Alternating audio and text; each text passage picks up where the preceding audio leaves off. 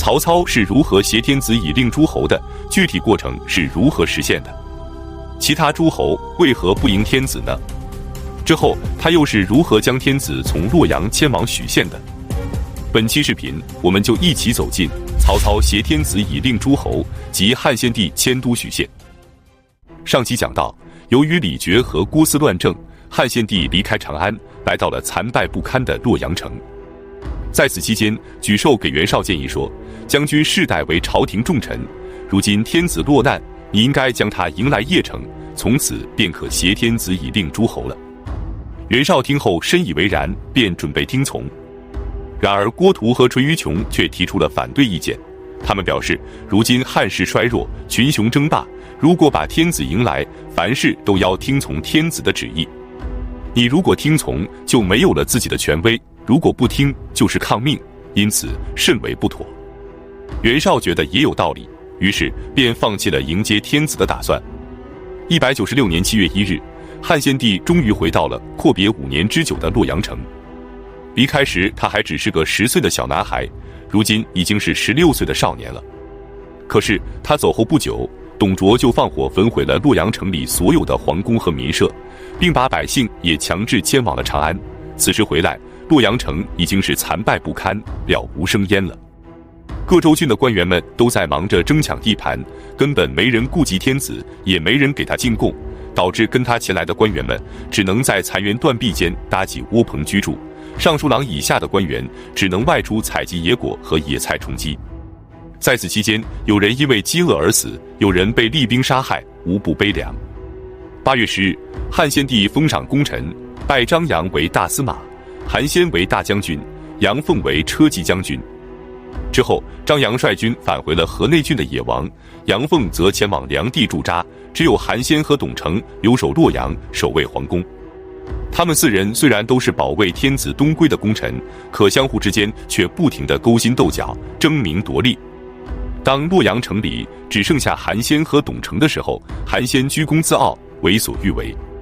董承无奈，只能寄希望于外部势力，于是便秘密地联络了曹操。此时的曹操刚刚打败吕布，平定了兖州。之后他采纳了荀彧的建议，放弃攻打徐州，逐步蚕食豫州。豫州名义上是袁术的地盘，但他身处寿春，已无力管理。于是曹操便占领了豫州的陈国，袁术任命的丞相袁思投降。随后又陆续地攻破豫州的郡县，将大军驻扎在许县。收到董承的密信后，他立即与诸将商议。诸将一致认为，我们虽然占据兖州，但势单力薄，如果将天子迎来，那么天子身边的重臣就会成为累赘，到时候我们可能会受制于天子和重臣。何况连占有4州之地的袁绍都避之不及，我们刚刚平定兖州，豫州还未平定，以我们现在的实力是无法掌控朝堂的，因此不建议迎接天子。这时荀彧则对曹操说，天下大乱之时，将军率先起兵，虽然没能击败董卓，但你忠于朝廷，心系天下。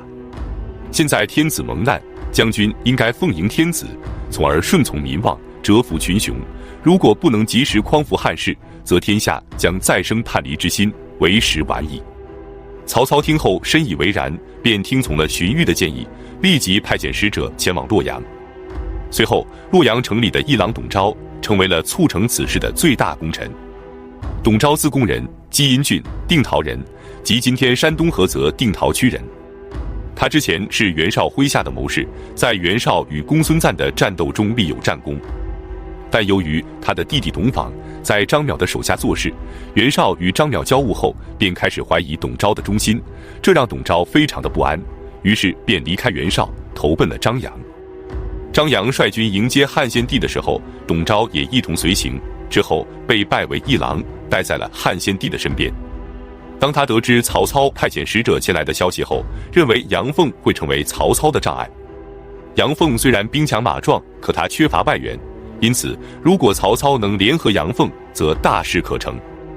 于是他便以曹操的口吻给杨凤写了一封书信。他说，我早就仰慕将军的大义了，你排除万难，奉迎天子返回旧都，辅佐之功无与伦比。现在群雄扰乱中原，四海不得安宁，作为臣子，关键在于辅佐天子，因此需要吸引众贤才，共同整顿朝纲。将军作为朝廷的首脑，我愿做你的外援。将军有兵马，我有粮草，你我应该互通有无，同心协力，辅佐天子。杨凤接到书信后非常高兴，对各位将军说，兖州的军队驻扎在许县，他们有兵有粮，朝廷就应该依仗他们。于是他联合大家一同上表，举荐曹操为镇东将军、废亭侯，另外举荐董昭为符节令。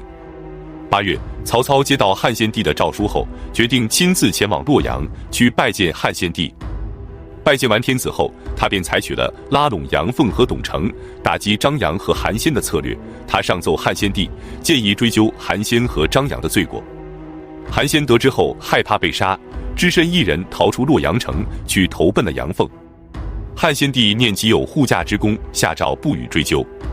8月18日，汉献帝下诏任命曹操兼领司隶校尉和录尚书事。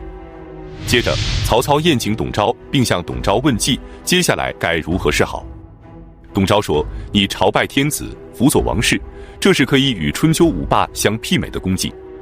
可诸将人心各异，未必肯服从于你。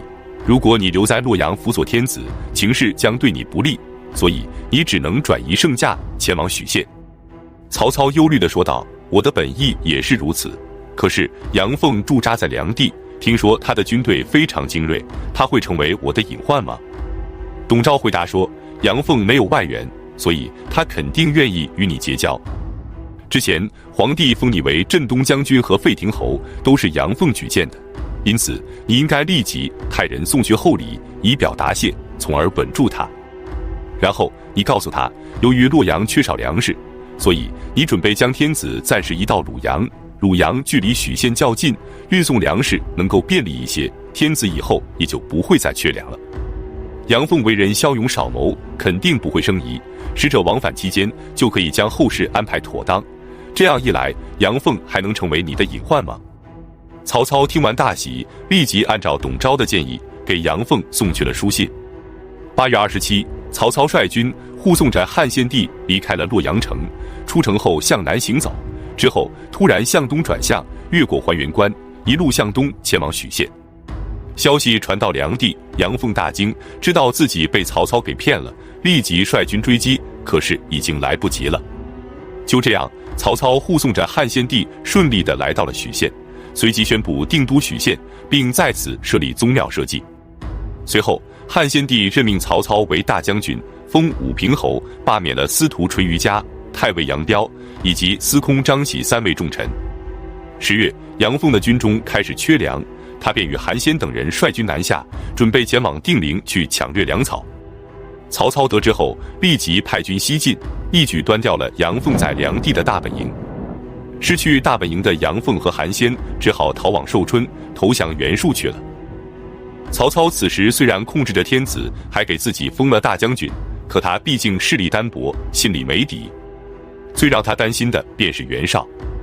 袁绍和曹操从小就是好友，曹操的父亲做过3公之首的太尉，袁绍的家族是43公，因此2个公子哥从小就认识，而且关系要好。他们从小一起上太学，长大后一起当官。汉灵帝设置西园8校尉的时候，2人都是8校尉之一。董卓乱政之时，他们共同起兵讨伐董卓。可此时2人的实力悬殊非常大，曹操只占据兖州，而袁绍则占据了4州之地。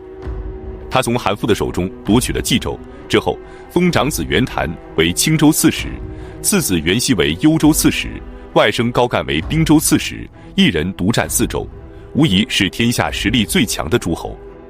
于是曹操为了试探袁绍，便以天子的名义下诏斥责袁绍，说他地广兵强，却一味地树立私党，擅自攻伐，天子蒙难之时不肯勤王，不是忠臣所为。袁绍接到诏书后，并没有迁怒曹操，而是连忙上书为自己辩解，将自己标榜为心向朝廷的忠臣。10月，汉献帝下诏任命袁绍为太尉，封叶侯。这次袁绍勃然大怒，对使者吼道：“曹操荥阳战败，投奔于我，之后我让他当了东郡太守。吕布偷袭兖州之时，我让他把家眷送来邺城保护，现在他竟然不记我的恩情，竟然敢拿天子来压我。他自己封为大将军，封我为太尉，你回去告诉曹操，让他好自为之吧。”使者返回许县后，荀彧便劝说曹操，现在还不是和袁绍翻脸的时候，不如就将虚名让给他算了。于是曹操再次派出使者，以天子的名义拜袁绍为大将军，他自己则改封为司空，行车骑将军事。